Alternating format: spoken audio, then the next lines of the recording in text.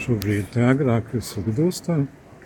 Jāsaka, ka parasti brauc no rīta ar taksi. Starp Boltu un Foru izvēlos Foru, jo tā ir 10% lētāk. Tagad ejam uz drošības kontroli. Ir divi varianti, ir parastais un ir ātrā. Ātrā plus ir tas, ka var ņemt līdzi arī dzērienus. Nezinu, cik lielā tilpumā, bet puslīdz ir pudeles ar dzērieniem droši tiek pieņemtas. It kā filmēt nevar, tāpēc es uz brītiņu apstāšos un pēc tam jau nofilmēsim pēc tam. Tālāk ir naudas maiņa, kur nekad nevienu redzējis. Tālāk ir smaržu sektors. Parasti no rīta varētu ar kaut ko atsvaidzināties. Bet jāsaka, pirkt smaržas lētāk ir Viļņā, bet ja vajag, tad var nopirkt arī šeit. Tālāk ir Latvijas preču sektors. Pašlaik vēl guļ, jo laiks ir 4:30. Pēc tam ir pārējais cigaretes, alkohols, konfektes, dažas kafēnijas. Bet mans ceļš ies uz biznesa lounžu, tāpēc parādīsim, kas te vēl ir Narvesens. Otrs lielais veikals ar alkoholiem. Šeit ir vietējie dzērieni, rotaļlietas.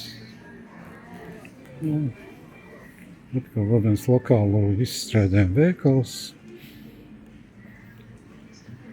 Un tālāk ir garais gaitenis, kurā ir starp citu bankomāts un galā ir arī bezmaksas ūdens.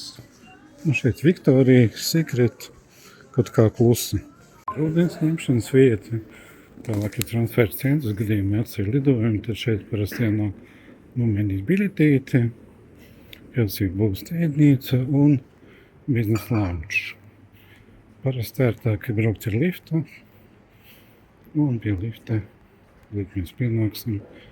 Ir sarakstīņš, viss pagaidām lido, un spiežam pogu un braucam uz Dievnieku. Biznesa lounge apmeklētāju skaits palielinājies, tāpēc arī redzam, ka ir daudz plašāka zāle uztaisīta un vairāk vietas, kur pasēdēt.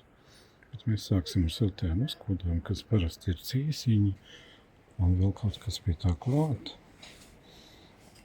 Visas gaļas cīsiņi un etīte un tā kaut kas, tad dažādas uzkodas. Biznesa loungeā ir arī bērnu istaba, pa ceļiem uz tualetēm.